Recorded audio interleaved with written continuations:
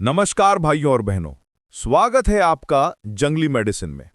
आज हम बात करने जा रहे हैं एक ऐसी वनस्पति की जो हमारी रोजमर्रा की थाली में तो होती ही है, लेकिन उसके भीतर छुपे हुए रहस्यों को बहुत कम लोग जानते हैं। कुछ लोग इसे जहर कहते हैं तो कुछ कहते हैं अमृत। अब सवाल ये है कि सच क्या है? क्या यह सच में शरीर को नुकसान पहुंचाता है, या यही हमारी अग्नि, पाचन और वात को संतुलित करने वाली अद्भुत औषधि है? तो भाइयों और बहनों, बने रहिए अंत तक, क्योंकि आज की ये जड़ी बूटी आपको सोचने पर मजबूर कर देगी। आज की वनस्पति है बैंगन। संस्कृत में इसे कहा गया है वृतांक, वारतक, भंटाक, और इसके गुणों का वर्णन भाव प्रकाश निघंटु में विस्तार से मिलता है। हिंदी में इसे बैंगन या भंटा, गुजराती में रिंगड़ा, मराठी में वांगी, बांग्ला में बेगून कहा जाता है। हर भाषा में इसका नाम अलग है, लेकिन गुण सब जगह एक जैसे। अब बात करें इसके प्रकारों की। बैंगन की कई जातियां होती हैं, लेकिन जो सफेद बैंगन होता है उसे श्रेष्ठतम माना गया है। आयुर्वेद में कहा गया है कि यह हल्का, दीपन और वातहर होता है, लेकिन अधिक मात्रा में लेने पर कफ और पित्त बढ़ा सकता है। अब थोड़ा आधुनिक दृष्टिकोण से देखें। अगर हम 100 ग्राम बैंगन लें तो इसमें लगभग 100 mg potassium, 47 mg iron, 25 mg phosphorus, 18 mg magnesium और 16 mg कैल्शियम पाया जाता है। इसके बीजों में लगभग 21% तेल होता है, जो लिवर और हृदय स्वास्थ्य के लिए उपयोगी होता है। ऊर्जा यानी कैलोरीज सिर्फ 24 किलो कैलोरी प्रति 100 ग्राम, यानी कि कम वसा, हल्का पचने वाला और पाचन को सुधारने वाला भोजन। अब आते हैं इसके रसागुण वीर्य विपाक पर।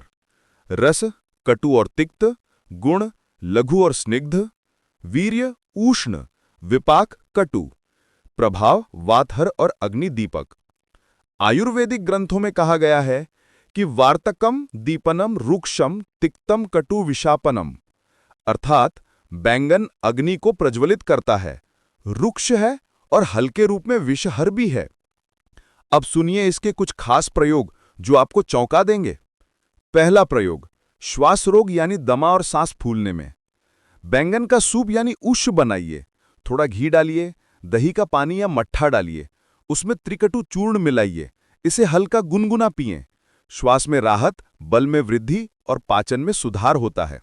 दूसरा प्रयोग, घुटनों और वातज दर्दों में। बैंगन को एरंड के तेल में पकाइए, फिर उसमें थोड़ा नमक और हींग मिला के खाइए। आयुर्वेद में इसे गृद्धसी यानी साइटिका कहा गया है। इस प्रयोग से जोड़ों का दर्द और सूजन दोनों कम होते हैं। तीसरा प्रयोग, लीवर के रोगों में। बैंगन का रस निकालिए और उसमें मिश्री या थोड़ा सा नींबू रस डालिए। यह पित्त संतुलित करता है, लीवर की क्रिया को सक्रिय करता है और भोजन के पाचन को सुगम बनाता है। चौथा प्रयोग, मोटापे में। भुना हुआ बैंगन, विशेषतः बिना तेल का, बहुत लघु और दीपन होता है। यह शरीर में जमे हुए आम रस को गलाता है और धीरे धीरे वजन घटाने में मदद करता है।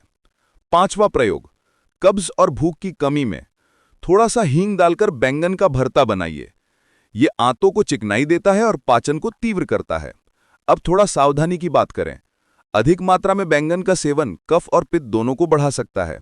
जिन्हें त्वचा रोग, एलर्जी या एसिडिटी की समस्या है, उन्हें बैंगन सीमित मात्रा में ही लेना चाहिए। अगर गलती से ज्यादा खा लिया हो तो तुरंत घी, दूध या छाछ जैसी शीतल वस्तु लें, इससे संतुलन बन जाएगा। अब बात करते हैं इसके औषधीय भागों की। इसके फल, पत्ते, बीज और मूल सबका उपयोग होता है। पत्तों का स्वरस 10 से 20 ml तक लिया जा सकता है, बीजों का चूर्ण आधा से 1 ग्राम तक, और मूल यानी जड़ का चूर्ण 500 मिलीग्राम से 1 ग्राम तक। ये मात्रा वैद्य की देखरेख में ही ली जानी चाहिए। आयुर्वेद कहता है कि अल्पम अपि विषम तीव्रम मंदम औषधम औषधम, यानी कि हर द्रव्य मात्रा और व्यक्ति के अनुसार ही औषधि बनता है। अब कुछ लोग कहते हैं कि बैंगन में विष होता है। जी हाँ, उसमें सोलैनिन नामक एक क्षारीय तत्व पाया जाता है जो कच्चे या अधपके बैंगन में अधिक होता है। लेकिन जब बैंगन को पकाया जाता है तो यह तत्व नष्ट हो जाता है और वही बैंगन शरीर को अग्निदीपक और वातहर बना देता है। आधुनिक रिसर्च बताती है कि बैंगन में एंथोसाइनिन्स और नसुनिन जैसे कंपाउंड्स होते हैं जो ब्रेन सेल्स को ऑक्सीडेटिव डैमेज से बचाते हैं। यानी यह एंटी एजिंग और न्यूरोप्रोटेक्टिव दोनों है। तो देखा भाई और बहनों, जिसे लोग साधारण सब्जी समझते हैं वही असल में एक औषधि है, जो अगर समझदारी से ली जाए तो दवा से बढ़कर असर करती है। अगर ये जानकारी आपके काम की लगी हो तो नीचे कमेंट में जरूर बताएं आपके घर में बैंगन को क्या कहते हैं और आप इसे किस रूप में खाते हैं। और हां, अगर ये जड़ी बूटी यानी बैंगन आपको स्थानीय बाजार में नहीं मिल रहा है तो आप इसे ऑनलाइन खरीद सकते हैं। वीडियो का डिस्क्रिप्शन चेक करें।